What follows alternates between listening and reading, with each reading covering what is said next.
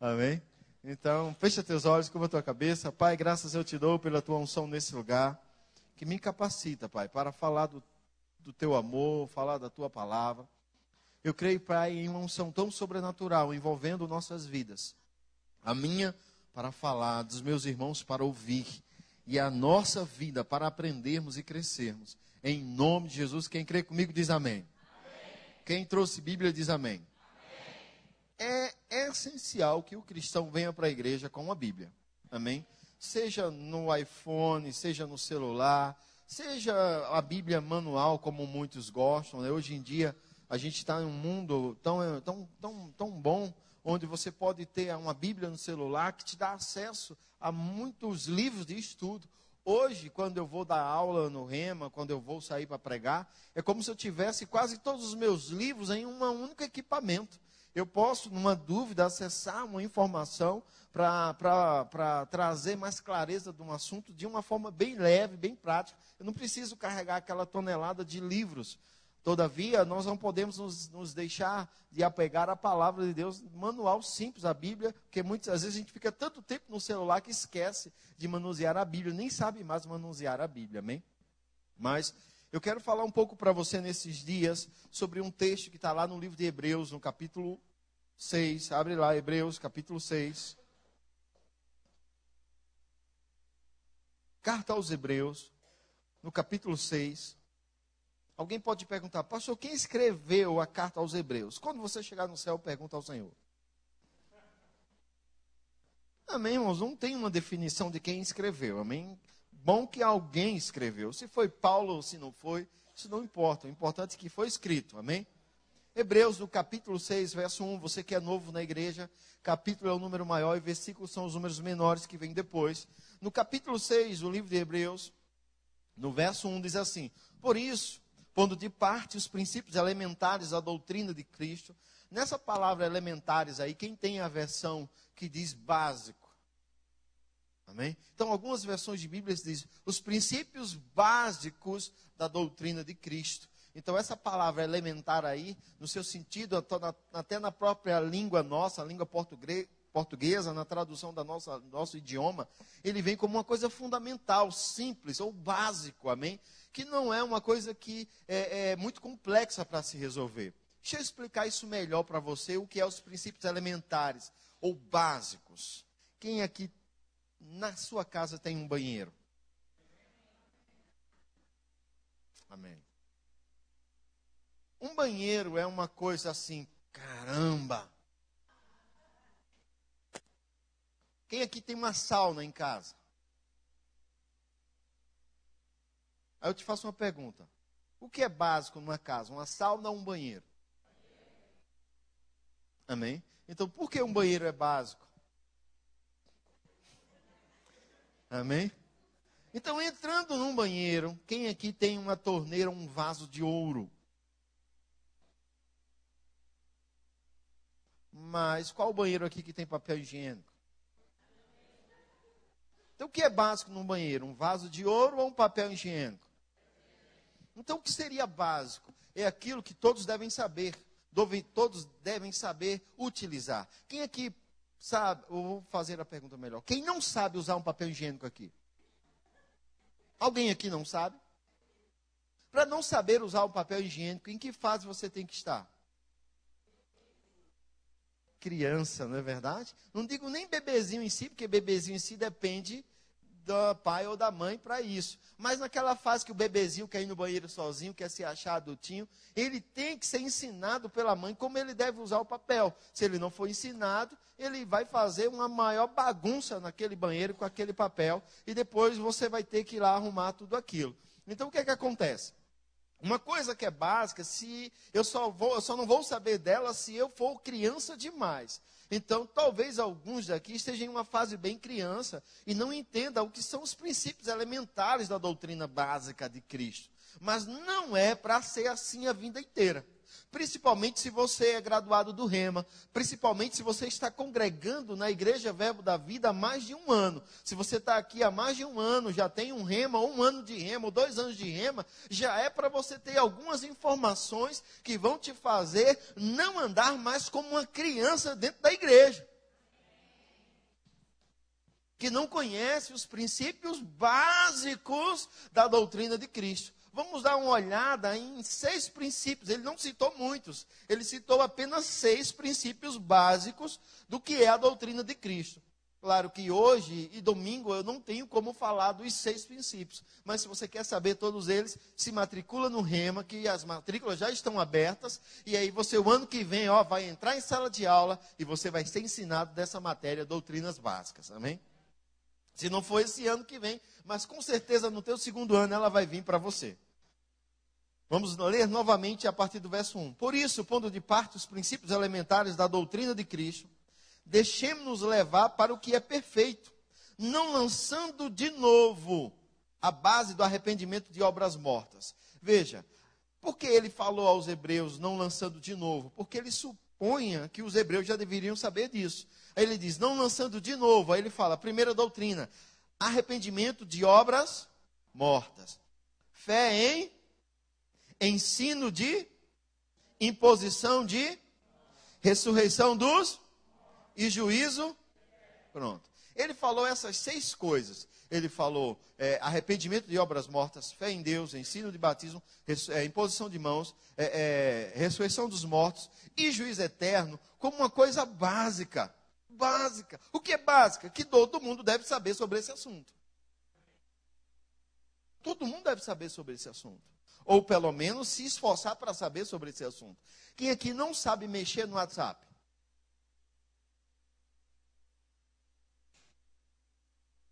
Você entende? Você sabe. Por quê? Porque é básico agora para todo mundo saber mexer no WhatsApp. Eu lembro que o ano retrasado, não o ano passado, o ano retrasado, a gente está em 2017, em 2016, eu dei um celular à minha mãe, em janeiro de 2016, eu disse, mãe, eu preciso que a senhora fique conectada, eu coloquei a senhora no meu plano de celular, de telefone, e a senhora vai poder falar comigo sem problema nenhum. Esse celular, ela embaixo o WhatsApp aí para sua avó, já tira uma foto dela, já tiramos uma foto da véia, já jogou lá no perfil dela do WhatsApp, né, para que a gente saber que era ela. E aí, minha mãe, tá? Não estou falando da minha sogra, não. Estou falando da minha mãe. Para você não achar que eu só falo da minha sogra. Amém? E eu disse a ela, mãe, a senhora vai ter que aprender a usar isso. Eu não sei, eu não quero. Eu digo, vai ter que aprender, senão eu não falo com a senhora. E na área que ela mora, lá no sítio, pega a vivo sem problema nenhum. E eu achei maravilhoso. Eu comecei a mandar mensagem para ela. Tá, olha, mãe, só tem que fazer assim e tal. Aí ela passou quase uns 15 dias. Minha sobrinha foi lá, a filha do meu irmão, ensinou a ela mais um pouco. E ela aprendeu. De repente, está lá, mãe, todo dia mandando mensagem para mim. Bom dia, aquelas mensagens de bom dia que dura 5 minutos. Não tem? A pessoa manda um bom dia para você, uma mensagem de 5 minutos, para você ver uma paisagem, uma música, tal, aquilo. De repente, está ela gravando o vídeo agora com o celular, gravando a água, gravando as galinhas, gravando os cachorros. Porque ela aprendeu.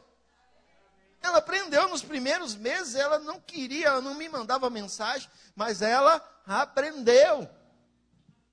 Amém? Então isso quer dizer o quê? Que uma coisa que parecia complicado para ela, parecia complexo, se tornou básico, fácil. Então talvez o que eu vá dizer para você hoje, você olha assim para mim com a cara, como diz um pregador amigo meu, de vaca velha em porteira nova, e diga, meu Deus, o que é isso?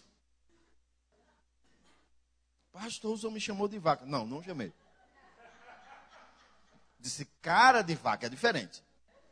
É bem diferente.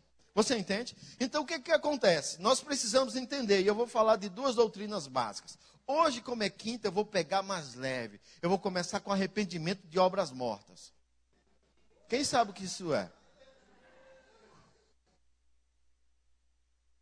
Vamos lá, entender isso aí. Vai lá para Hebreus capítulo 9.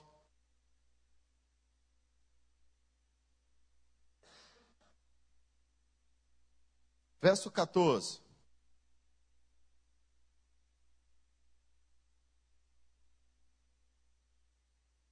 Ele diz assim, ó. Vamos ler a partir do verso 13. Portanto, se o sangue de bodes e de touros e a cinza de uma novilha aspergido sobre os contaminados, os santificavam, quanto à purificação da carne, veja, quanto à purificação da carne, muito mais o sangue de Cristo, que pelo Espírito eterno, a si mesmo se ofereceu sem mácula a Deus, purificará a nossa consciência de obras, para servirmos ao Deus vivo. Basicamente, arrependimento de obras mortas é as obras do nosso corpo ou as obras da nossa carne em atuação depois de termos nascido de novo. Quando nós não temos a vida de Cristo em nós, quando nós não aceitamos Jesus, a Bíblia nos classifica como gentios ou pessoas naturais, rendidas ao natural. Então somos governados naturalmente pela carne. A carne é o nosso grande governante. Mas quando aceitamos a Jesus, já não é mais para ser assim. Já é para estarmos entendidos desse assunto. E eu quero te explicar hoje um pouco porque é importante mortificar o corpo ou mortificar a carne e dar vazão à vida no espírito. Por que isso é importante? Primeira coisa, abre tua Bíblia lá em Gênesis, no capítulo 3. Primeiro livro da Bíblia, vai lá para Gênesis, no capítulo 3. Quem aqui já ouviu a historinha de Adão e Eva? Você já ouviu a história de Adão e Eva? Amém. Ele diz assim, ó, em Gênesis, só vou adiantar para você, como você já disse a mim que já ouviu, a gente vai ler o verso 17, amém? Gênesis capítulo 3, verso 17, é o que a gente vai ler. Mas eu quero adiantar para você rapidão. Deus reformula a terra, faz uma terra bonita, faz um jardim, pega o homem, faz o homem sua imagem e semelhança, faz o pó da terra, gera um corpo para o homem, sopra nesse corpo, e esse homem passa a ser alma vivente. E esse homem agora, de uma forma sobrenatural, começou a existir na terra. Como Jesus veio à terra? De uma forma sobrenatural. Amém? Nós estamos no ano 2017. E se uma jovem chegar em casa dizendo, mãe, estou grávida do Espírito Santo, a mãe não vai aceitar fácil. Imagina isso há 2000 anos atrás, uma jovem chegar dizendo que foi grávida do Espírito Santo. A confusão é grande. Você entende? Então, hoje, se hoje não é fácil, imagina naquele tempo. Então, é impossível uma mulher engravidar, senão com a semente de um homem. Não tem como isso acontecer. É impossível, amém? Mas Maria, pela semente divina do Espírito Santo plantada nela, gerou um filho. Então, Jesus, como Adão veio de uma forma sobrenatural a existir na terra, Jesus veio de uma forma natural a existir na terra, para que em Adão tivéssemos uma genética, mas quando você aceita Jesus, a sua genética agora passa a ser a de Cristo, amém? O Adão que falhou, quando eu aceito a Jesus, agora eu faço parte do novo Adão. Então Deus deu a Adão uma ordem, já que Adão era espiritual. Deus disse, Adão, não coma da árvore do conhecimento do bem e do mal. No dia que você comer dessa árvore, você vai morrer. Quantos sabem que Adão comeu e continuou lá vivo? Então Deus não estava falando da morte física ainda. Que morte seria essa? A morte espiritual, ou a separação, que essa palavra morte é separação. A separação entre Deus e Adão. Então veja que você lê a sua Bíblia, depois da sentença que Deus dá a Adão, Adão não tem mais relacionamento com Deus. Veja que coisa interessante. Antes da gente ler o verso 17, vamos ler uns versos antes. Deixa eu ver qual é o verso que a gente vai ler. A partir do verso 14. Então, o Senhor disse à serpente, Gênesis capítulo 3, verso 14. Então o Senhor disse à serpente, visto que isso fizeste, maldita és entre todos os animais domésticos, e o és entre todos os animais selváticos. Rastejarás sobre o teu ventre, comerás, guarda essa palavrinha, pó, todos os dias da tua vida. Veja que Deus disse à serpente, você é maldita, você vai restajar, e você vai ser entre todos os animais, tanto doméstico como selvático. Veja, Deus sabia que algumas pessoas iam querer criar cobra como animal doméstico, e ainda criam, mas também cobra ia ser um animal selvático. E ele disse, você é maldita desse jeito, seja doméstico ou seja selvático, vai comer pó. Ponto. Passa, vai lá para o verso 17. E Adão disse: visto que ouviste a voz da tua mulher e comesse da árvore que eu te ordenara não comesses, maldita é a... Isso aqui, irmão, só esse verso 17 aqui, tem tanto ensinamento que se eu pudesse dar agora, eu falaria para você. Mas uma coisa é interessante você observar. Seja cônjuge, seja mulher ou seja marido. Quando você dá ouvido à voz do teu cônjuge, que não é em linha com a palavra, você se enrola. Aqui não está ensinando que você não vai ouvir seu esposo, nem vai ouvir sua mulher. Aqui não está ensinando isso. Ele está dizendo que quando você dá ouvido à voz do seu marido ou à voz da sua mulher, e essa voz dela não ou dele não está em linha com a palavra, você vai se enrolar. Porque Deus tinha dado uma ordem a Adão e ela chegou dizendo: linda, que fruta linda, tu não quer não, já comi. Ele deveria ter dado um conselho a ela. Ter dito: minha filha, sente aí, vem cá, você comeu? Comi. Ele pegaria no pescoço dela e dizia: cospe, cospe, cospe, cospe, cospe. E ficava apertando até ela cuspir. Mas ele comeu junto com ela. E aí Deus disse a ele: visto que você ouviu a sua mulher. Tem problema em ouvir a mulher, irmãos? Mas quando a mulher não está em linha com a palavra? Tem problema em ouvir o marido? Quando o marido não está em linha com a palavra? Veja que tem tanto ensinamento que eu não tenho como dar agora. Ele diz: visto que ouviste a voz da tua mulher e comesse da árvore que eu te ordenara não comesse, maldita é a terra por tua... Em fadigas obterás dela o sustento e os dias da tua vida. Ela produzirá cordos e abrolhos, que é ervas espinhosas e venenosas. E tu comerás a erva do campo. Verso 19. Do suor do teu rosto comerás o teu pão, até que tornes a terra, pois dela foste formado. Espera aí, como Deus agora está falando com Adão, se Adão foi feito à imagem e semelhança de Deus, e Deus está dizendo: pois você foi formado da terra, e agora você vai voltar à terra. Deus parou de falar com um homem espiritual, e agora estava falando com um homem natural que Adão tinha se tornado. Deus não estava mais não tinha mais como se conectar com o Adão espiritual. Adão, onde você está? Ah, tive medo, me escondi. Quem fez você saber que estava nu, rapaz? Você fez o que eu não mandei? Foi a mulher. Já começou a primeira ação carnal, botar a culpa um no outro. Já começou ali o homem natural em evidência. Não assumir seus erros, não assumir seus compromissos e dizer: desculpa, foi eu errei, me perdoe. Não, ele diz: foi a mulher foi a cobra. Se fosse um escorpião, tinha se picado e morria.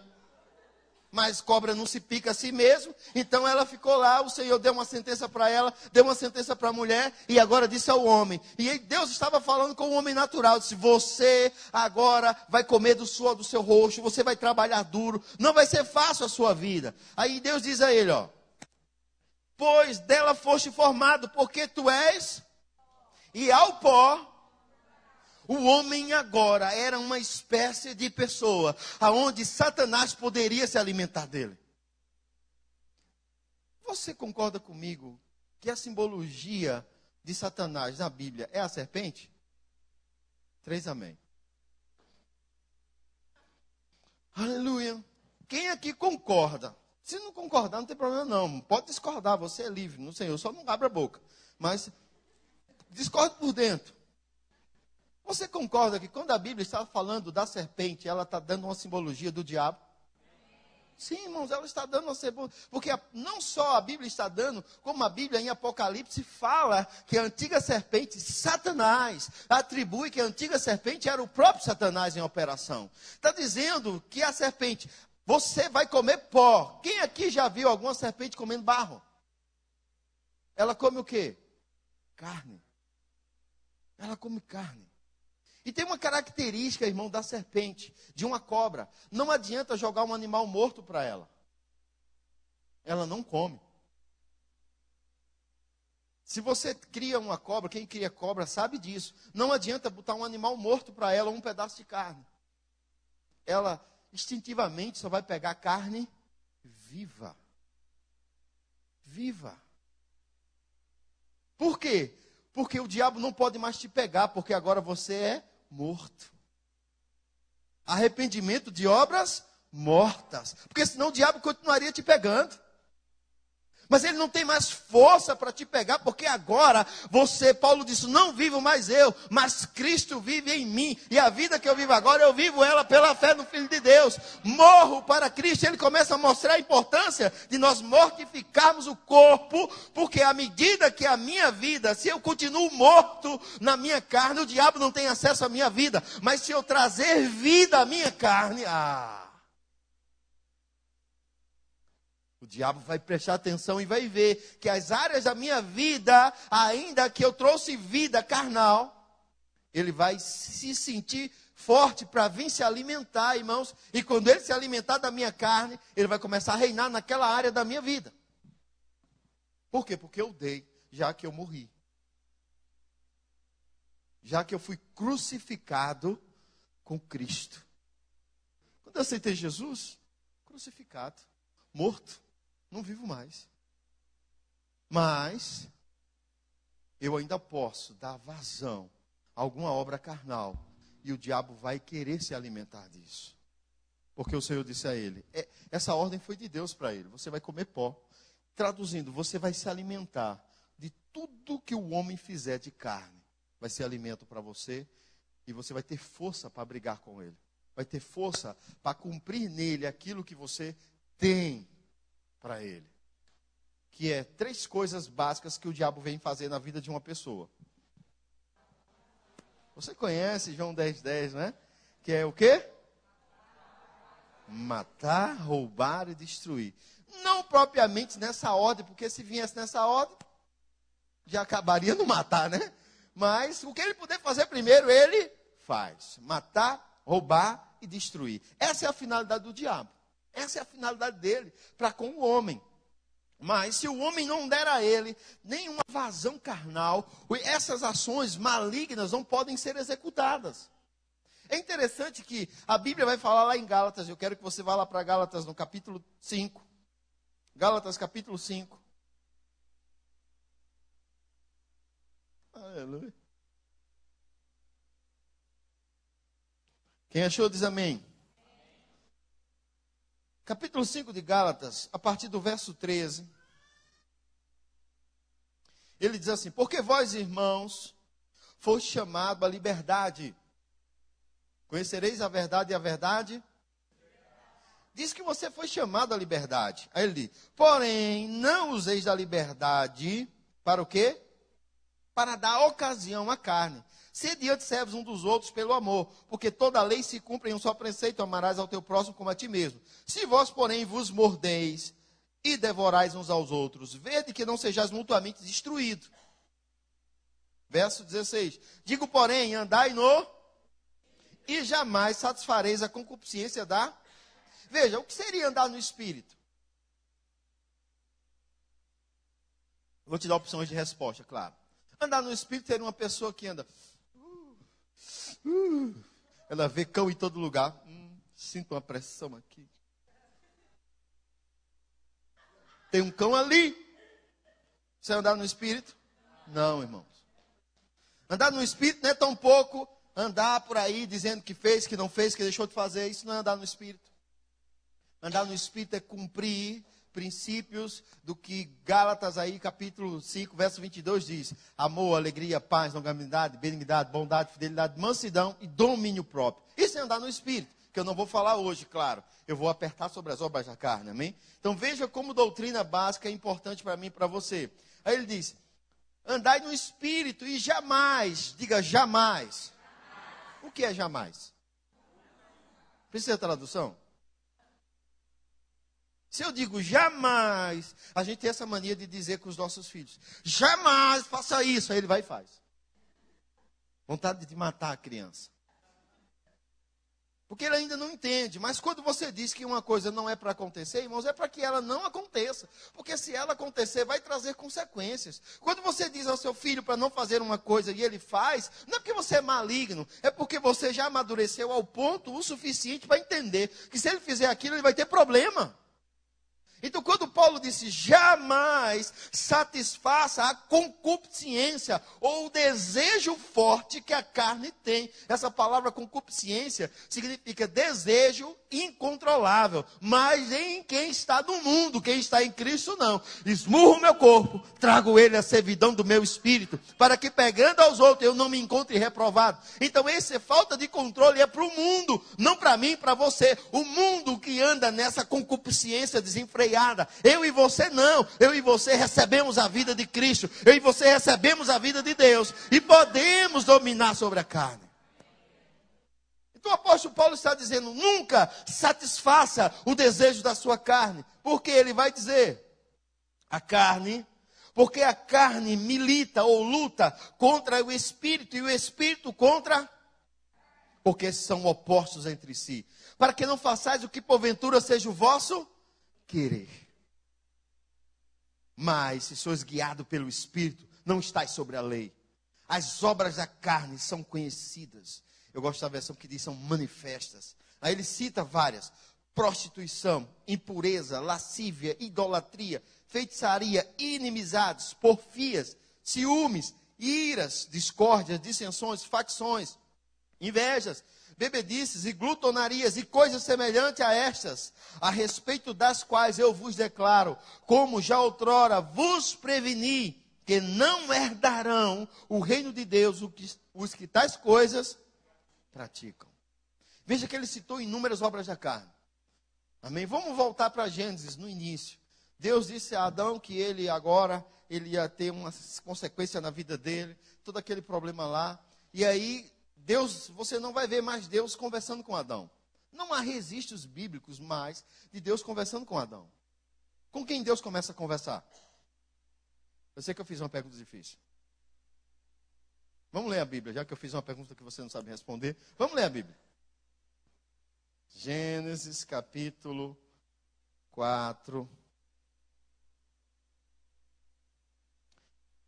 Adão teve relação com Eva, diz assim, coabitou o homem, verso 1, Gênesis capítulo 4, verso 1. Coabitou o homem com Eva, sua mulher, e esta concebeu e deu à luz a Caim. Então disse, adquiri um varão com o auxílio do Senhor. Veja, Adão se manifestou a Deus, mas não há resposta da parte de Deus de manifestação a ele. Ele falou ao Senhor, mas o Senhor não respondeu. Depois deu à luz a Abel, o seu irmão. Abel foi pastor. Veja, ele não ouviu, não obteve uma resposta do Senhor, ficou calado. Abel, por sua vez, foi pastor de ovelha, Caim lavrador. Aconteceu que, no fim de uns tempos, trouxe Caim do fruto da terra uma oferta ao Senhor. Abel, por sua vez, trouxe das primícias do seu rebanho e da gordura deste. Irmãos, o que seria primícias? Melhor, uma tradução mais que define primícias é a primeira parte. O que seria a primeira parte nossa para o Senhor?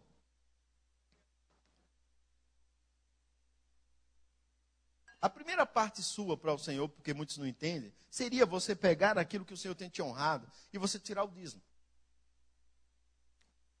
Como prioridade. Caim não fez isso. A Bíblia diz que Caim trouxe uma oferta. Abel, por sua vez, ele atentou-se e ele disse, cara, eu vou levar as primícias e ainda vou levar gordura. Eu vou levar o dízimo e vou levar uma oferta. Aí a Bíblia diz que Deus se agradou de quem? Não fala somente da oferta. Veja, que a oferta de Abel agradou o Senhor. Vamos continuar lendo. Diz, da gordura deste, agradou-se o Senhor de Abel e de sua... Primeiramente, Deus agradou-se de Abel. Ao passo que de Caim, veja, Deus não aprovou Caim, e da sua oferta não se agradou. Irou-se, pois, sobremaneira Caim, e decaiu-lhe o... Ira é fruto do Espírito ou obras da carne? O homem agora é natural, e agora ele se ira fácil. Só foi uma rejeiçãozinha. Magoou. Corte aqui. Quem já brincou? Estou de mal, corta aqui. Porque foi rejeitado. Mas por que ele foi rejeitado? Vou dar opção de resposta, claro. Eu sempre tenho que dar opção de resposta. Ele foi rejeitado porque ele fez certo. Meu Deus. E Deus não gostava dele. Opção número 2, porque ele fez errado. Então, quando você fizer certo, é certo que você será aceito. Fez errado, é certo que será reprovado. Ponto final. Não tem acordo. Com Deus não tem acordo, irmãos. Não barganhamos com Deus algumas coisas. Com Deus não tem barganha de alguns princípios. Quem tem filhos? Quem barganha com ele princípios? Se você barganha com teu filho princípios, você está errado. Vou dar um exemplo. Você diz, filho, você está de castigo por você ter feito isso e você vai ficar sem o celular 2 dias. E ele, não, pai, não faça isso. Eu juro, eu juro, eu juro, eu juro, eu juro, eu juro.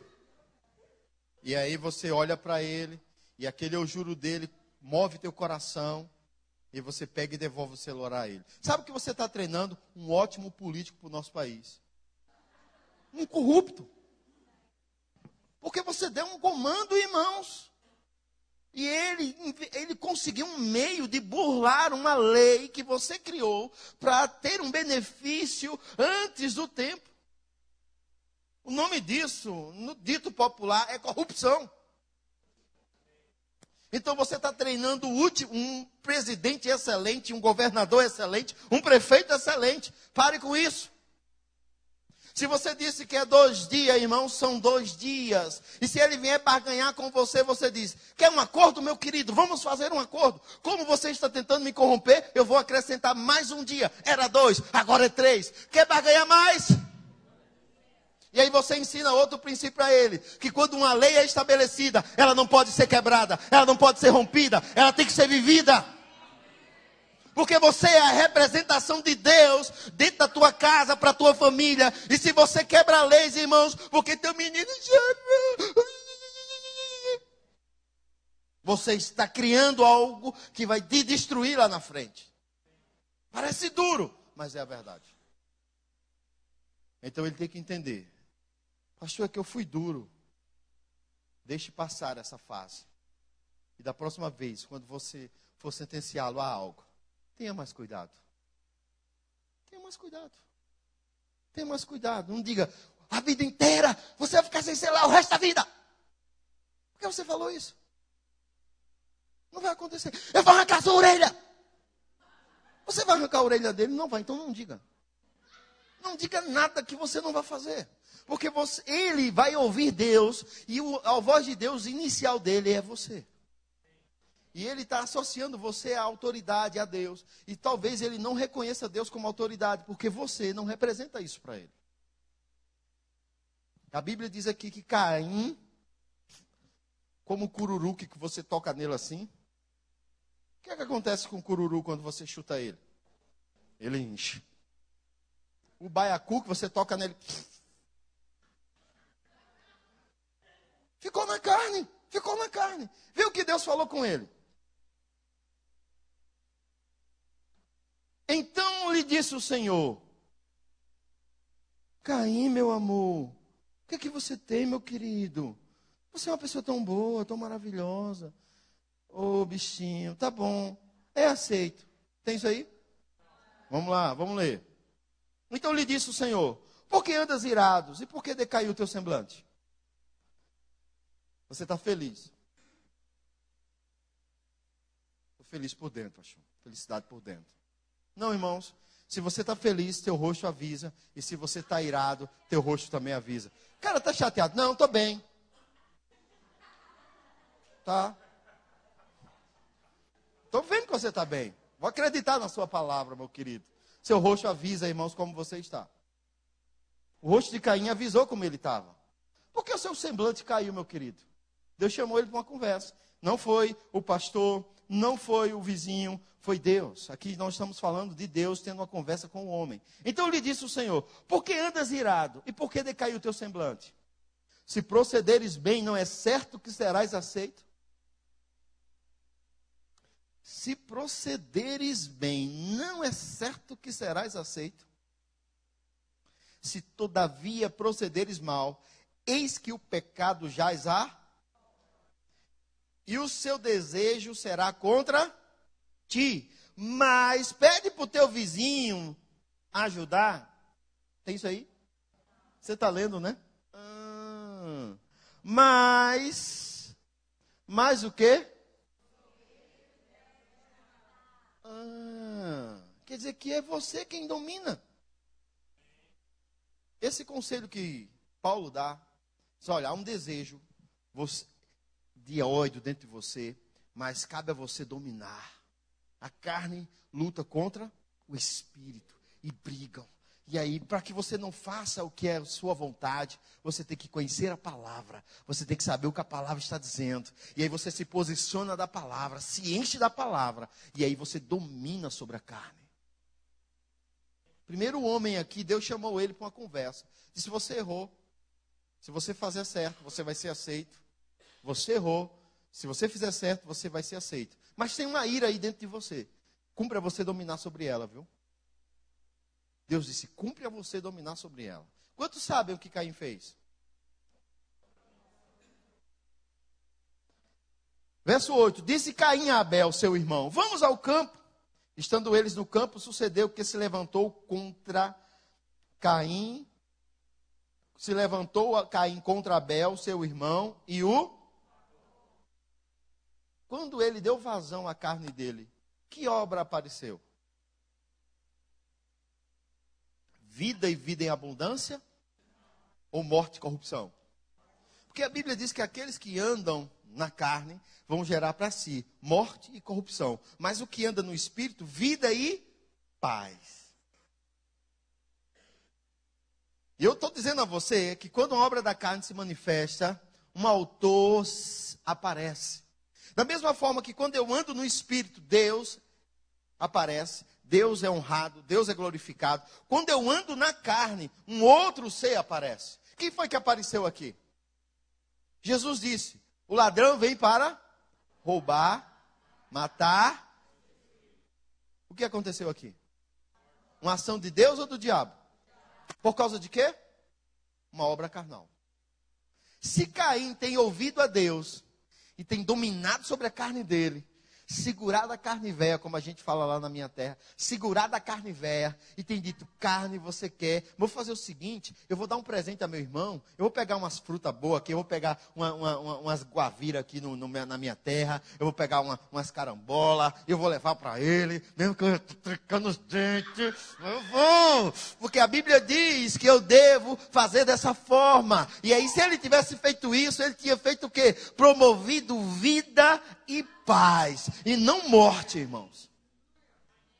Mas ele cirandou na carne, ele pegou um pedaço de pau, ele preparou aquele pedaço de pau, ele tramou a morte do irmão. Ele disse, vamos ali no campo, vamos ver um negocinho ali, vamos. Ele era tranquilo, o Abel era tranquilo, Abel era um menino bom, e estava lá e disse, olha esse peixinho aí, pô, na cabeça de Abel.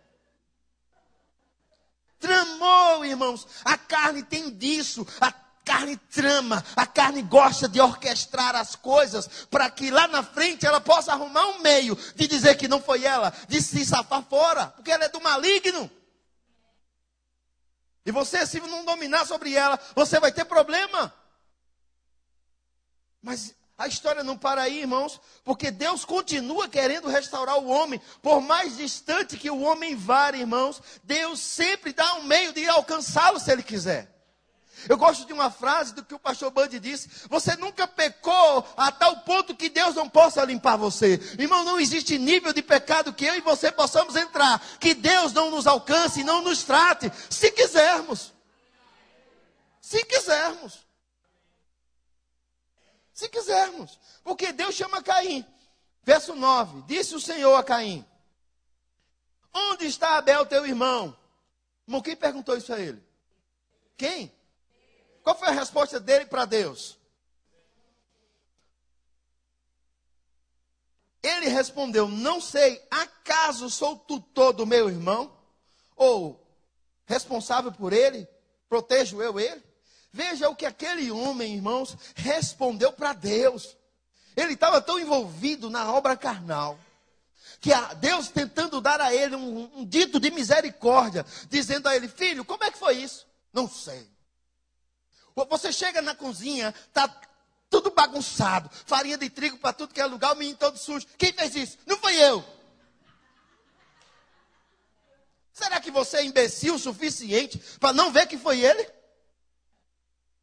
Será? desculpa eu usar essa expressão, não se escandalize. Se você é religioso, você vai se escandalizar. Mas eu espero que você não seja, para você não se escandalizar. Deus não era imbecil, irmãos, para perguntar a Abel o que Deus já sabia. Deus queria o posicionamento de Abel em uma posição onde Deus pudesse pegá-lo e tirá-lo daquela condição. Como deu ao pai. Deus também foi ao pai de Abel dessa forma. Deus foi a Adão. Meu filho, vem cá. Você fez o que eu disse que eu não fizesse. Foi a mulher. Como assim foi a mulher? Então, irmãos, quando Deus faz uma pergunta para nós, já sabendo a resposta, é que Ele espera que a gente se posicione do lado certo. Porque mesmo errado, se eu me posicionar no lugar certo, Deus me alcança, favor e graça vem. Mas Abel morreu e Caim. Gostou dessa agora? Mas Caim não se posicionou do lado certo. Isso é o que eu tenho a ver com meu irmão. Cuide dele? Sei não, meu filho. Não é da minha conta, não. Disse Deus: que fizeste? A voz do sangue do teu irmão clama da terra a mim. Eis agora, pois, maldito por sobre a terra, cuja boca se abriu para receber de tuas mãos o sangue do teu irmão. Ele ali, por não se posicionar certo, recebeu uma consequência. Sabe qual é a consequência de você não confessar seus pecados? Uma delas é o que Deus disse a Caim. Você vai plantar, se você continuar lendo o texto, você vai ver que vai plantar, outro virá e colherá no teu lugar. Sabe, a Bíblia diz, aquele que esconde suas transgressões, jamais prospera. Mas aquele que as confessa e as deixa, alcança misericórdia.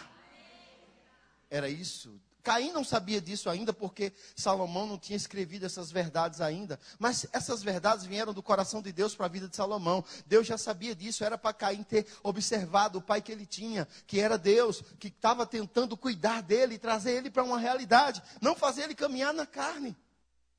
Porque o que levou a humanidade, o que leva a humanidade a se destruir, irmãos, é caminhar na carne.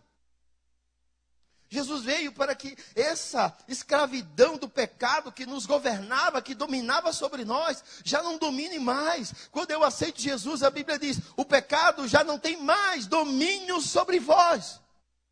Quando eu aceitei Jesus, agora eu sou livre. Mas aí lembra que a Bíblia diz que são opostos entre si? Eu queria que o Alexandre e o Edilson viessem aqui. Vai fazer a representação aqui da carne e do espírito. Quem quer ser a carne? O mais gordinho vai ser a carne. Aleluia, brincadeira. Mas o espírito que está maior vai ser o espírito, amém? Tá? Olha, a Bíblia diz que esses dois não se unem. É só... amém? Não pensa que os irmãos estão entregados, não, amém? Então não, né? Brincadeira. Não se unem, são opostos entre si. Esse não concorda com nada desse e esse não concorda com nada desse. O que é que precisa? Você tem uma outra pessoa. Você não é simplesmente carne. Você é um espírito. Você tem uma alma, que eu vou fazer o papel da alma. E você habita em um corpo. Então a alma é a conexão tua com essas duas partes, com o teu espírito e com a tua carne. Essa é a conexão. Então o que é que tem que acontecer? Quando você não tinha Jesus, teu espírito não mandava em nada, ele era afastado de Deus, você era um homem totalmente carnal. Então eu era totalmente ligado à carne. Então para onde a carne queria ir, eu puxava o espírito, mesmo que o espírito não quisesse, mas mesmo que você achasse que não era certo, mas você ia. Por quê? Porque estava governado sobre a carne. Mas quando Cristo veio para você, e você aceitou Jesus, agora o comando é do Espírito. Mas aí tem um problema, porque a carne não sabe para onde vai. Porque você ainda está muito alimentado com as coisas da carne. Mas agora você está tendo novas fases no Espírito. Aperta aí nesse negócio aí, menino. Isso. E aí você fica nesse conflito cristão de início de vida cristã. Você não sabe para onde vai, aquela confusão toda. E o que é que Paulo orienta? Solta um pouquinho aqui, obrigado. Fica aí ainda, não sai agora. Paulo dá uma orientação muito boa lá em Efésios. Ele dá essa orientação em vários textos, irmãos. Mas um texto que eu gosto muito é Efésios, no capítulo 4. Diga, Deus é bom. Ele diz assim, ó. A partir do verso 20.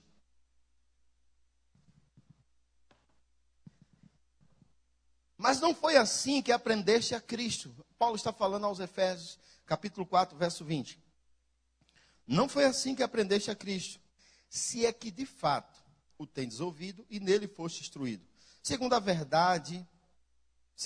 a verdade em Jesus. No sentido de que, contra o trato passado. Por que ele falou do trato passado? Porque, segundo aos Coríntios 5,17, diz o quê? Quem está em Cristo é nova. Então você é novo. Trato passado é uma coisa, agora é novo. Segundo ao trato passado, vos despojeis do velho. Qual é o velho homem? Carnal. Ele diz assim: que se corrompe segundo as concupiscências, o desejo forte do engano. E vos renoveis no espírito do vosso. A alma precisa ser renovada. Se ela não for renovada, você não vai conseguir viver a plenitude de Deus. E vos revistais do novo homem. Essa vida, o novo homem, criado segundo Deus, em justiça e retidão procedente da verdade. Eu gosto em justiça e santidade. Lá em Romanos capítulo 12, vai lá, Romanos capítulo 12, rapidão. Romanos capítulo 12, a partir do verso 1. Vamos ler esse texto aí. Ele diz assim: rogo-vos, Romanos 12, 1 diz assim: rogo-vos, pois, irmãos, pelas misericórdias de Deus, que apresenteis o vosso corpo em sacrifício vivo, santo e agradável a Deus. Veja mais ou menos o que Paulo está dizendo a você. Pega nessa mão dele aí. Eu sou a alma, e eu vou. A Bíblia diz: apresenteis os vossos corpos em sacrifício vivo. Não é para matar, não, porque se você matar, vai precisar ver Jesus. Então, vivo, santo e agradável a Deus. Obrigado, amor. Está gravando, né? Então vamos lá, de novo, tudo repetindo. A carne, você vai pegar ela e você vai dominar ela. Paulo está dizendo: eu rogo a você. O que é rogar, irmãos? Cara, preste atenção, pelo amor de Deus. É como se você estivesse implorando, é como se ele estivesse implorando. Eu rogo a você que pegue o seu corpo, apresente ele em sacrifício vivo, santo e agradável a Deus, que é o vosso culto racional, é a sua mente. E não vos conformeis com este século, mas transformai-vos pela renovação da vossa mente. Então, quando eu renovo minha mente, o meu espírito, ele começa a dominar e governar. E eu trago a minha carne desta forma. E aí eu começo a experimentar qual é a boa, agradável e perfeita vontade de Deus. Mas os cristãos não estão fazendo isso com o seu corpo, porque não estão renovando a mente. E as obras mortas estão em evidência. Pode levantar a carne. Você entende? Então as obras mortas estão em evidência. Obrigado, carne, obrigado, espírito. Então se você entender isso, o que é que você vai fazer? Você vai querer aprender sobre esse assunto, para saber onde você está sendo carnal, e vai começar a não querer ser carnal mais nessa área. Porque, irmãos, eu não estou dizendo que quando você lê as obras da carne, todas aquelas lá, você é todas elas. Se você for, precisa nascer de novo. Mas alguma daquelas coisas ali você tem. Você entende? Alguma você tem. Eu não sei qual é a sua. Eu sei qual era a minha.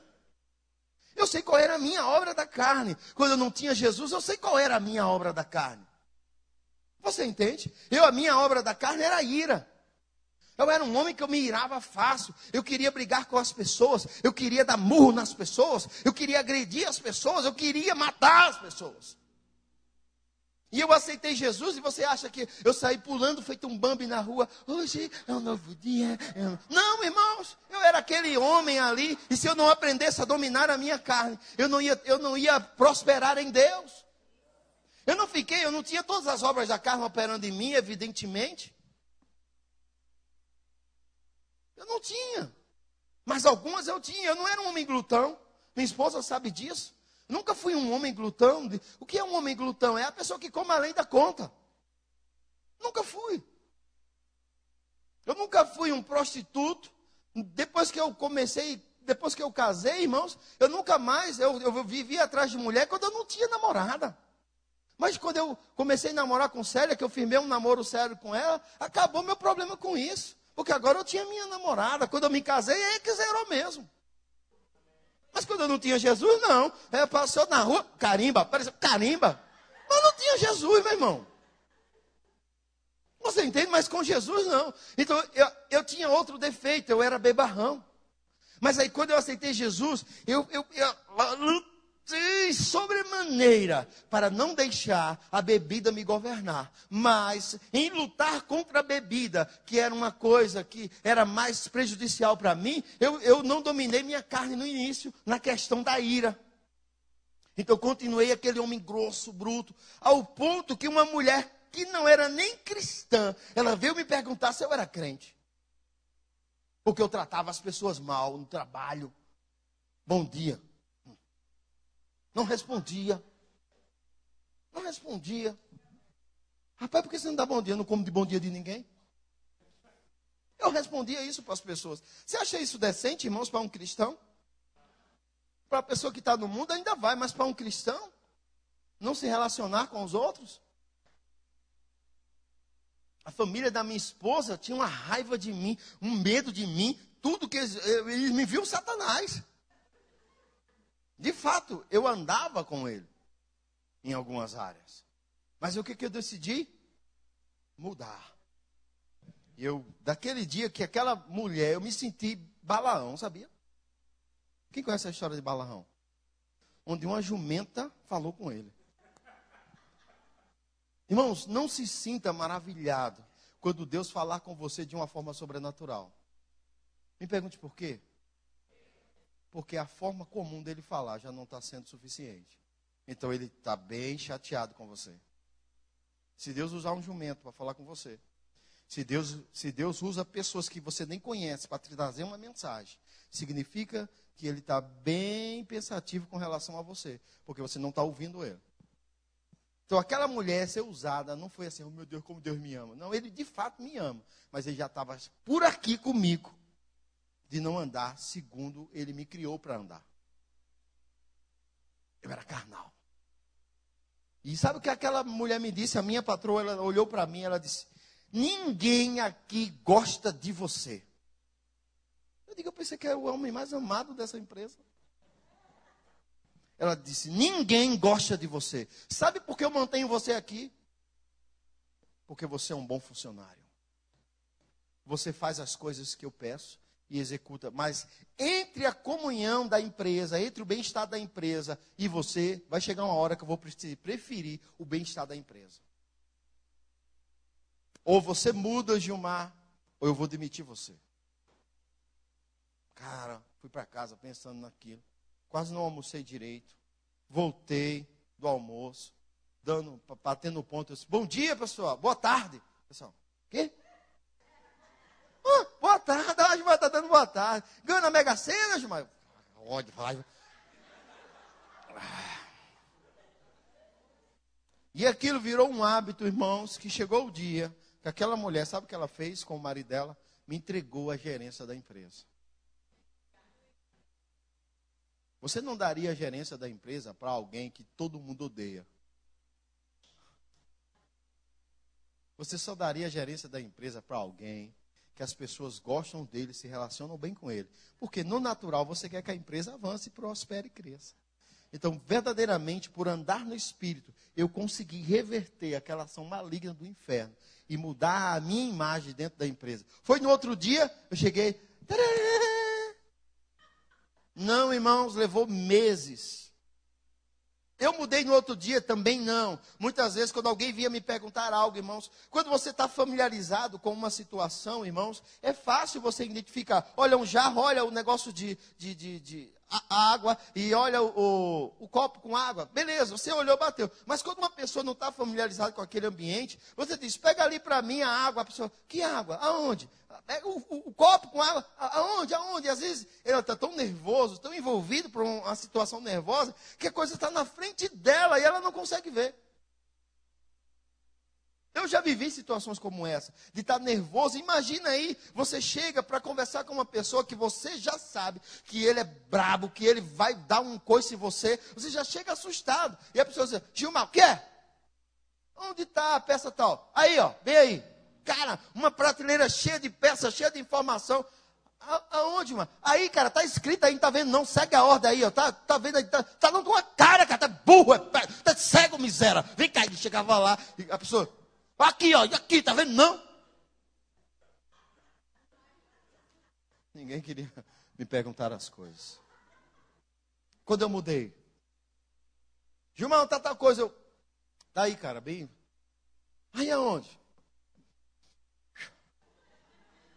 Saía do meu lugar, chegava, isso aqui, cara, bem pertinho, se tu seguir a ordem aqui alfabética, tal, tu vai ver, tá pedindo aí peça, não é com a letra A, então, letra A você vai ver que tá aqui, bem nessa parte aqui, a letra A, aqui já é a letra B, letra C. Então, se você só observar inicialmente que já começava a explicar como a pessoa, é mesmo, né? É tal. Resultado. Agora, todo mundo queria me perguntar as coisas. Todo mundo. Eu digo, cara, vem cá, porque eu saía do meu lugar, ia lá nele, e ensinava a ele com paciência, mostrava a ele, dava dicas a ele, e aquilo começou a cativar as pessoas. Qualquer coisa, vai perguntar a Gilmar, ele vai saber. Aí eu sabia todas as peças, uma peça que ninguém sabia o que era. Como eu trabalhei no estoque muitos anos, eu não era um estoquista, que quando o patrão não estava, eu ficava lá dormindo em cima das caixas. Tinha pessoas, irmãos, que fazia caixote lá, fazia armadilha para dormir, fazia uma camuflada assim, ó, fazia uma coisa de caixa assim por trás, tinha uma cama, e o cara dormia lá. Eu não era desse tipo, eu trabalhava assim, meu patrão tivesse ou não tivesse, eu trabalhava. Eu era tão consciente, tão seguro disso, que se eu tivesse parando para tomar lanche, comendo alguma coisa, ele chegasse, eu nem me movia. Os outros já começavam para mostrar para o patrão que estava trabalhando. Esse cara levanta o patrão e diz, então levanta o quê, menina? O horário que ele deu para lanche é agora, eu estou lanchando. Estou lanchando. Se ele não quer que eu lanche, então não me dê o horário de lanche. Não é não? Agora, quando eu não estava lanchando, meu amigo, era foco. Trabalhando, fazendo, subindo, descendo. Então eu sabia tudo. Quando uma peça, achava uma peça. Gilmar, que peça é essa? Eu disse, cara, essa é uma peça antiga da moto tal, tal. Essa peça eu acho que nem se fabrica mais, nem traz mais para nós. É uma peça rara. Guarda aí, faz uma identificação. Bota ela separada aí, porque vai que um cliente venha com uma moto antiga querer uma peça dessa. A gente tem para...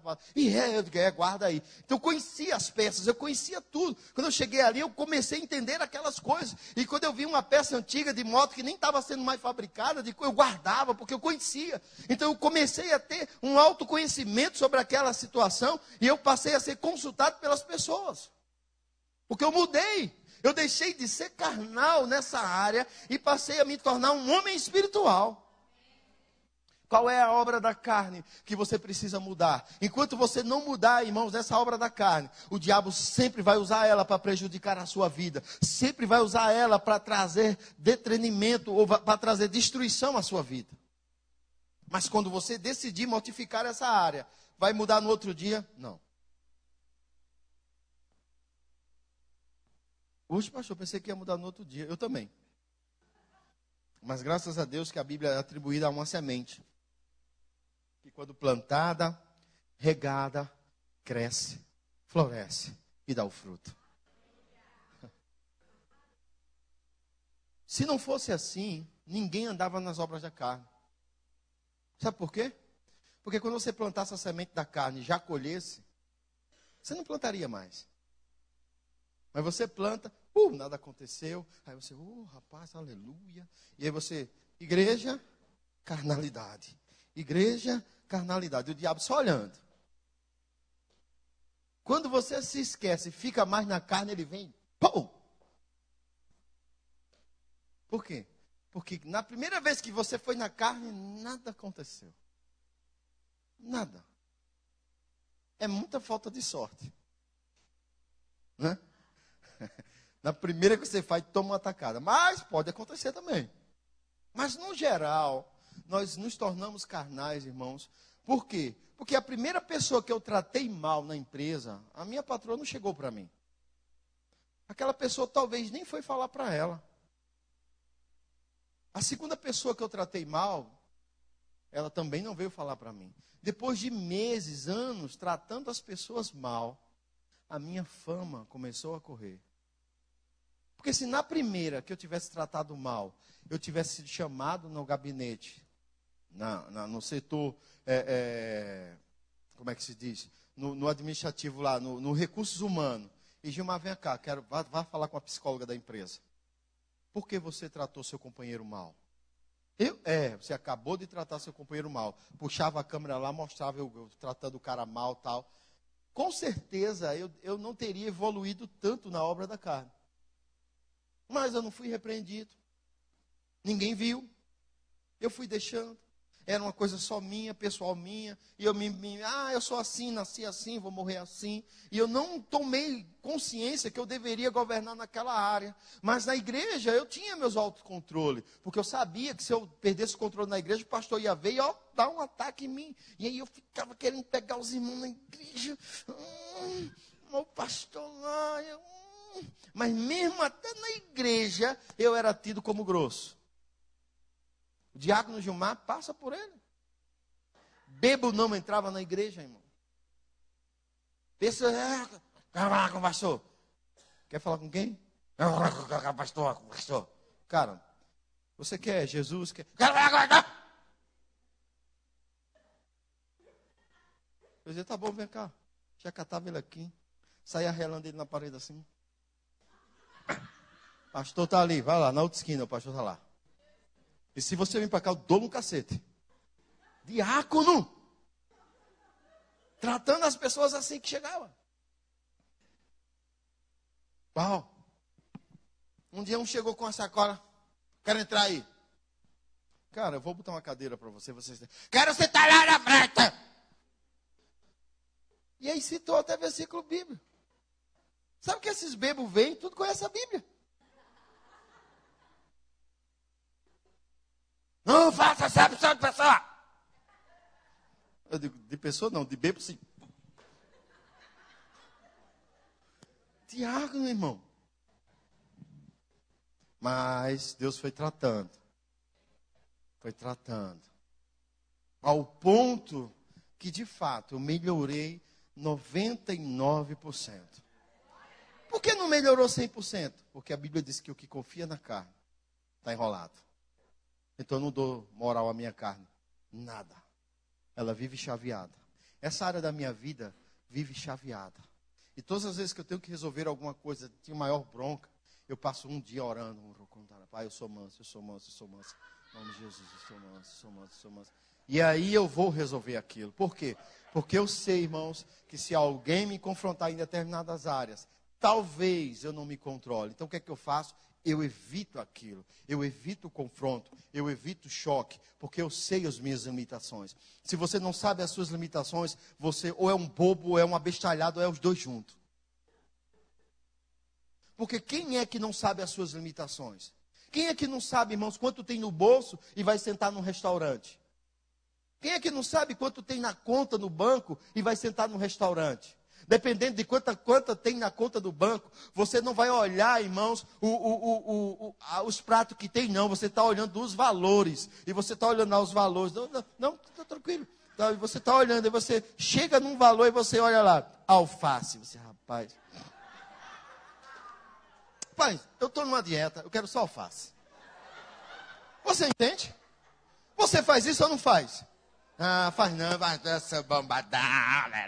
Que bom, meu irmão. Mas quem não é, tem essa prudência de sentar num lugar e saber olhar tudo. Se ele percebe, água mineral, R$15.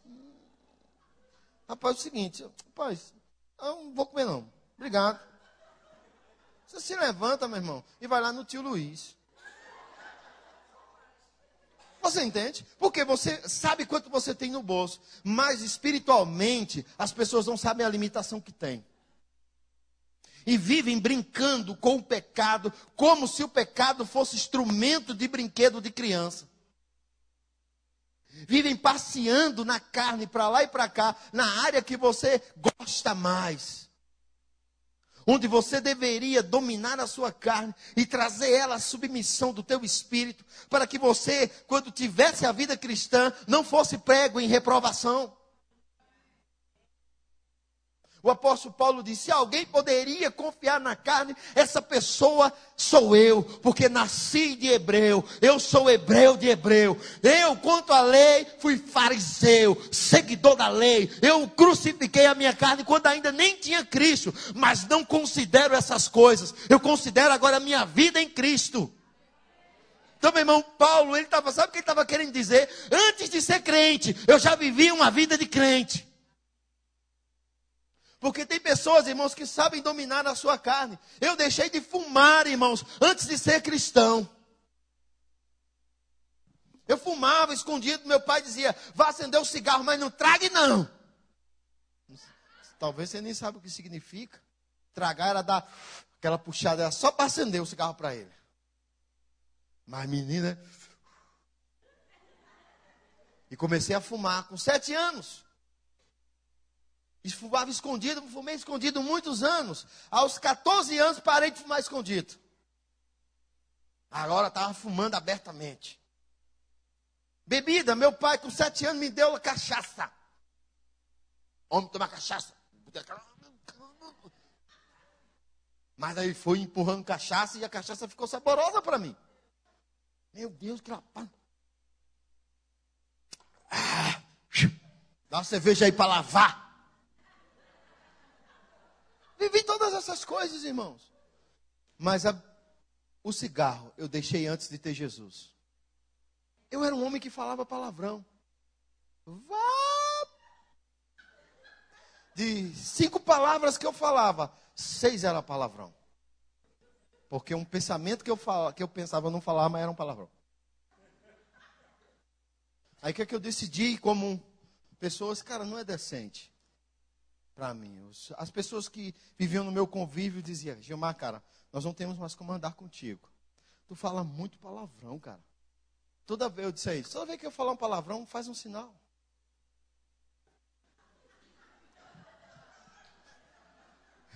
Xingando palavrão. Aí eu, sabe o que eu decidi? Não vou falar mais palavrão. E eu fui me controlando. Quando Célia me conheceu, nunca ela ouviu eu falar um palavrão. Nunca. Eu não era nem crente. Imagina agora como crente. Então, irmãos, se eu, sem ser cristão, eu pude dominar a minha carne em algumas áreas, isso quer dizer o quê? Que Deus não poderia ter dado aquele conselho a Caim, se não fosse possível você, mesmo sem ser cristão, não dominar áreas da sua vida. Porque Caim não era nascido de novo, mas Deus disse a ele, domine sobre sua carne. Imagina nós, irmãos, que não somos mais escravos do pecado, somos servos da justiça. O pecado já não tem mais domínio sobre nós. Cabe a nós agora entendermos sobre o que é obras mortas e não vivê-las mais. Você sabe, na minha família não tem problema com fofoca. Não tem. Célia conheceu a minha família não é de fofoca, irmãos, não é de estar falando mal um dos outros, mas já na família de Célia,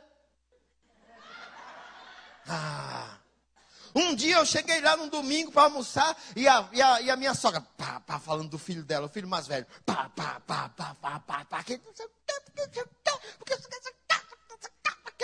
eu lá, quando ele chegou para o almoço, meu filho querido, vem cá. Eu disse a Célia na hora, sua mãe é uma falsa. E se você for assim, eu não vou viver com você. Ou você tira essa... Ela nunca fez isso, porque eu já disse a ela aquele dia de namoro. Era poucos meses de namoro. Eu já disse a ela, se você se comportar que nem sua mãe, eu não vivo com você. Porque ela é uma falsa. Ela estava falando mal do seu irmão. E quando ele chegou, ela, meu irmão... A mãe, irmãos, falando mal do filho. E era uma família que, tome língua. Meu Deus, esse WhatsApp, meu irmão, pega fogo no grupo da família. Pega fogo. Você, fulano, disse que uma pessoa... Não foi uma pessoa que disse, não. Fui eu que disse. O outro, meu também. Aí aquela confusão, e eu só rindo.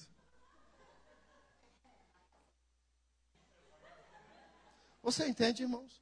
Mas esse defeito não tem na minha família como um todo. Eu fiz um grupo só dos meus irmãos. Nunca nem se fala. Quando eu vou de férias, eu digo, estou indo chegando tal dia. Se alguém estiver em casa e quiser me receber, me avisa que eu passar. Porque se não tiver, eu também nem passo. E eles nem ficam com raiva, nem eu fico com raiva. Eu me desloquei 3.500 quilômetros e ninguém que me receber. Mas eu não estou nem aí, meu irmão. Da mesma forma eles. Se eles sabem que eu fui na casa de um, ele não veio na minha casa, estou com raiva. Gilmar, corta aqui, estou de mal. Você veio na casa de fulano, não veio na minha. Minha família não tem essas cachorradas não. Por quê? Mas tem outras. Não tem essas de fofoca, de disse-me-disse, dissensões, facções. Essas a gente não tem, mas nós temos outras. Então, irmãos, cada lugar, cada família tem um estilo de vida, um estilo de criação. Tem família que são criados na preocupação. Minha família, minha mãe não me criou preocupada com nada. Minha mãe não vive preocupada com as coisas. Minha sogra, quando vai gripar, manda uma mensagem: minha filha, eu estou ficando doente, eu acho que eu vou gripar. Minha mãe quebrou a perna, e eu cheguei lá, fiquei sabendo que ela quebrou a perna. Eu disse: mas mãe, a senhora quebrou a perna, não me avisou. Ela foi bem simples comigo. Ela disse: você ia poder vir resolver? Eu disse: não, então não precisava mandar avisar você. Quando você chega, agora você não está sabendo? Você não chegou aqui, não está sabendo? Então por que eu vou preocupar você lá, se é uma coisa que você não ia poder vir resolver? É assim que a minha família resolve algumas coisas. Você entende? Então, mas nem toda família, irmãos, é criada dessa forma. E aí você, às vezes, absorve a influência da tua família. E quando chega em Cristo, você agora está numa nova família. Família de Deus. Família de Cristo. Tem que aprender a viver dentro dessa família. E essa família não vai te aceitar você vivendo na carne. Você vai ter problema dentro dessa família. Você vai envergonhar o nome dessa família. Você vai trazer problema para essa família. E vai chegar uma hora que você pode ser excluído dessa família por não andar segundo o Espírito. Já que agora você está na família do Espírito. As obras da carne não podem mais existir na nossa vida. E isso tudo que eu falei, por incrível que pareça, é básico. Todo cristão deveria chegar na igreja e começar a entender essas coisas. Entender que não pode fofocar. Entender que não pode mentir. Entender que não pode se prostituir. Entender que não pode defraudar o irmão. Entender que não pode fazer coisa errada mais. É básico. Básico. Básico. Mas nós... E aí o que é que acontece? As duas igrejas mais problemáticas da Bíblia é Gálatas, a igreja Galácia, ou a carta a Galácia, uma região, e a carta aos Coríntios. E as duas igrejas que Paulo tem que tratar o quê? Carnalidade. Disse-me-disse, contenda, dissensões, facções, prostituição. Tem que tratar todas essas coisas. Por quê? Porque é uma igreja que poderia estar madura, mas não está. Por quê? Porque no lugar dela andar no Espírito, ela deu vazão à obra da carne. Isso é mais sério, sabe quanto isso é mais sério? Quando parte da gente, que somos os mais maduros dentro da igreja. Nós, irmãos, você que é graduado do Rema, que é dessa igreja, você que já se formou no Rema, sabe que você tem um grande peso de responsabilidade sobre você?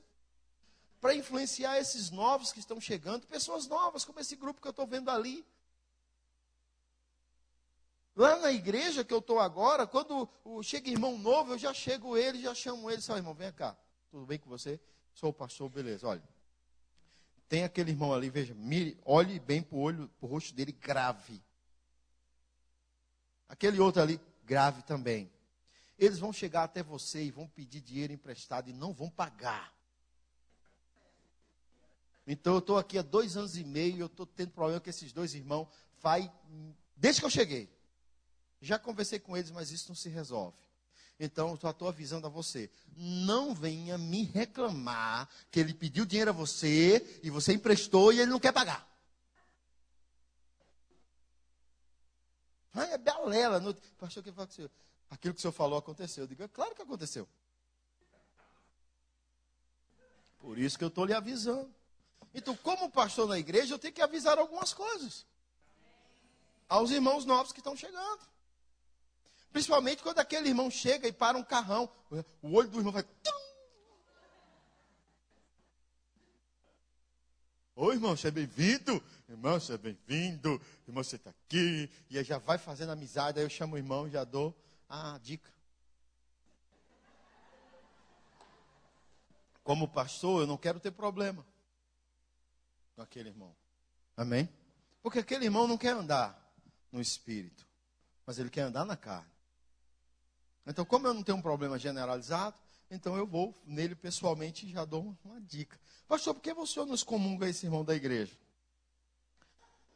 Minha vontade é essa, irmãos. De entregar a Satanás para o Espírito ser salvo no dia do Senhor. Mas a gente só faz isso debaixo de uma direção. Então, e existem outras coisas mais malignas dentro da igreja.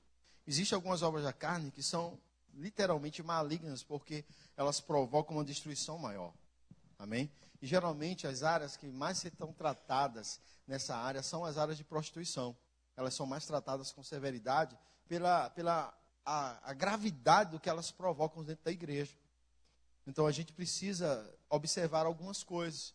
Então, se você tem uma obra carnal que vai te trazer dano, começa a poldar ela hoje. Não sei qual é. Amém? Você não precisa falar para todo mundo, pastor, eu sei qual é a minha. Não, não. Você vai lá e você começa a chavear, passar a chave todo dia. Né? Eu lembro da minha mãe que ela passou a chavear a porta e dormir com a chave embaixo do travesseiro. Porque meu irmão era sonâmbulo. Ele se levantava, abria a porta, deixava aberta e voltava para dormir.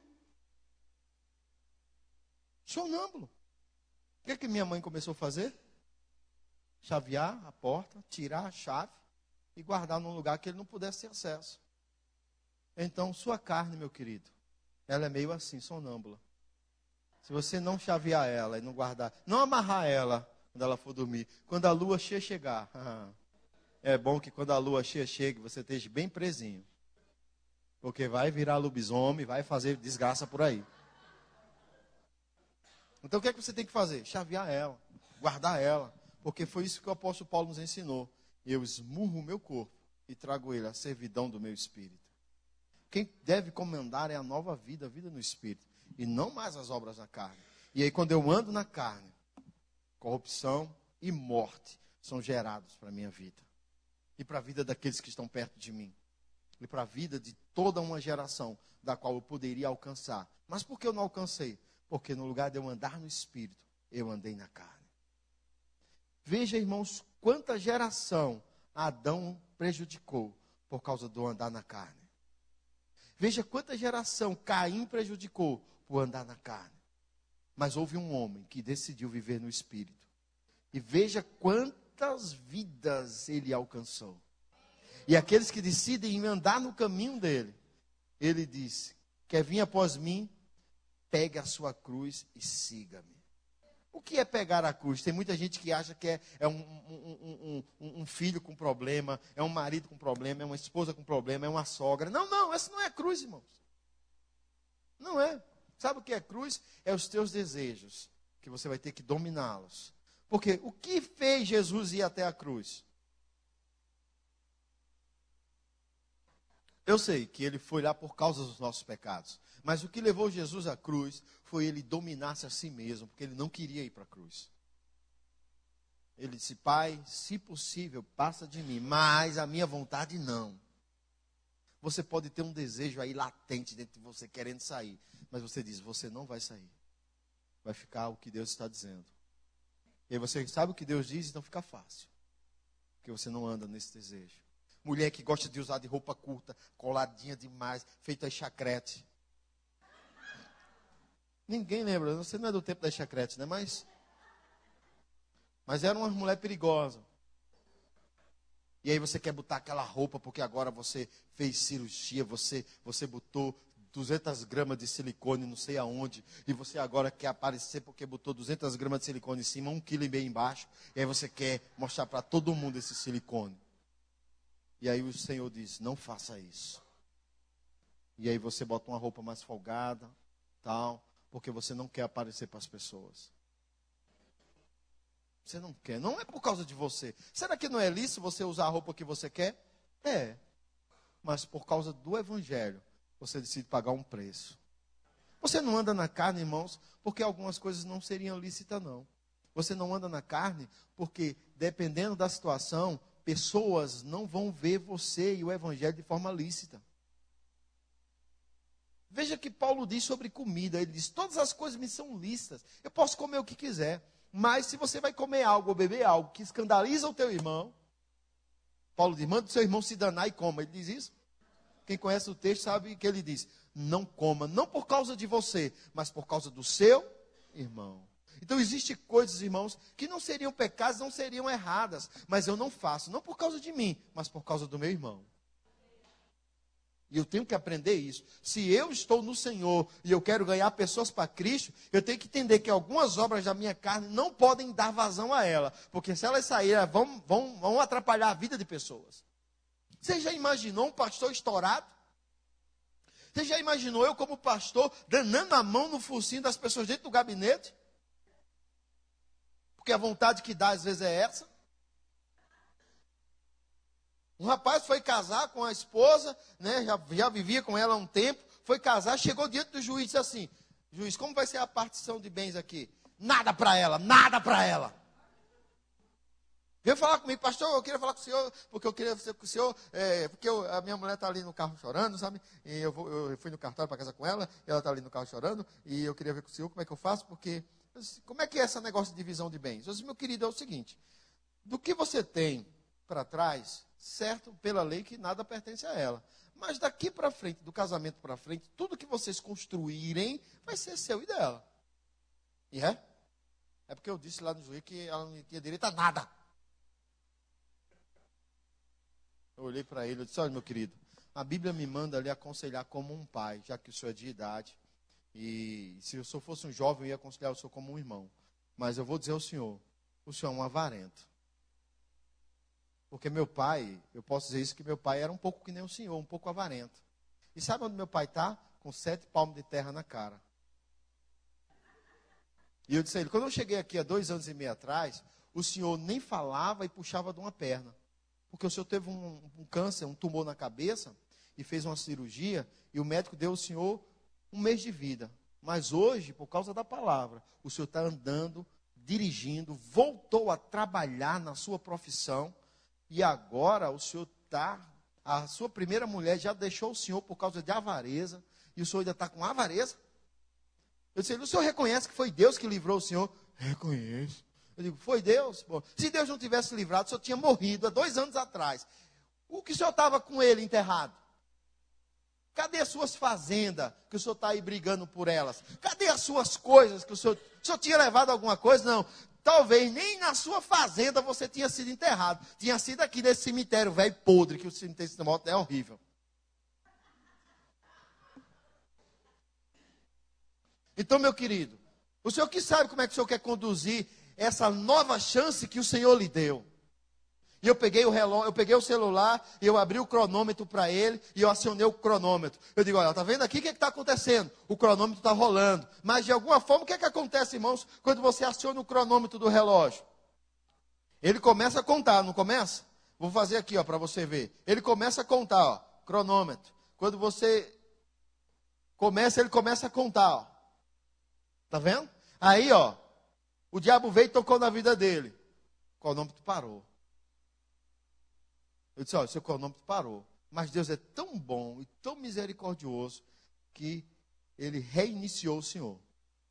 E o senhor agora está com uma nova chance. E o senhor quer que o diabo toque no senhor de novo? Talvez o senhor não tenha uma outra chance de restauração. Mas o senhor que sabe. Pode ir no cartório. Pastor, o senhor não quer ser meu padrinho, não? Não.